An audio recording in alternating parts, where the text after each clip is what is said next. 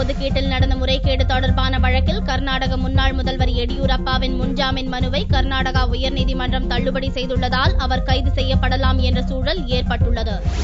கர்நாடகாவில் சட்டவிரோதமாக செயல்பட்ட சுரங்க நிறுவனங்களிடமிருந்து லஞ்சம் பெற்றதாக லோக் ஆயுக்தா அளித்த அறிக்கையை தொடர்ந்து கர்நாடக முதல்வர் பதவியிலிருந்து விலகிய எடியூரப்பா மீது பெங்களூரு மேம்பாட்டு ஆணைய நில ஒதுக்கீட்டில் முறைகேடு செய்ததாக ஒரு வழக்கு உள்ளது. இந்த வழக்கு தொடர்பாக எடியூரப்பா உள்ளிட்ட 14 பேருக்கு லோக் ஆயுக்தா நீதிமன்றம் ஆகஸ்ட் 8ஆம் தேதி சம்மன் அனுப்பியிருந்தது. இந்த வழக்கில் தான் கைது செய்யப்படலாம் என்ற அச்சத்தில் கர்நாடக உயர்நீதிமன்றத்தில் எடியூரப்பா முன்ஜாமீன் மனு தாக்கல் செய்தார். இம்மனுவை திங்களன்று உயர்நீதிமன்றம் தள்ளுபடி செய்தது. இந்த வழக்கில் லோக் ஆயுக்தாவில் திங்களன்று மாலை 3:30 மணிக்கு ஆஜராக வேண்டும் என்று எடியூரப்பாவிற்கு உயர்நீதிமன்றம் உத்தரவும் பிறப்பித்தது. இதனிடையே பெங்களூரு மருத்துவமனையில் அனுமதிக்கப்பட்டிருந்த எடியூரப்பா அங்கிருந்து கோவிலுக்கு புறப்பட்டுச் சென்றார். பிறகு லோக் ஆயுக்தா நீதிமன்றத்தில் ஆஜரானார். இவ்வழக்கில் எடியூரப்பா மகன் PY ராகவேந்திரா மற்றும் குற்றம் சாட்டப்பட்டவர்களும் ஆஜராகினர்.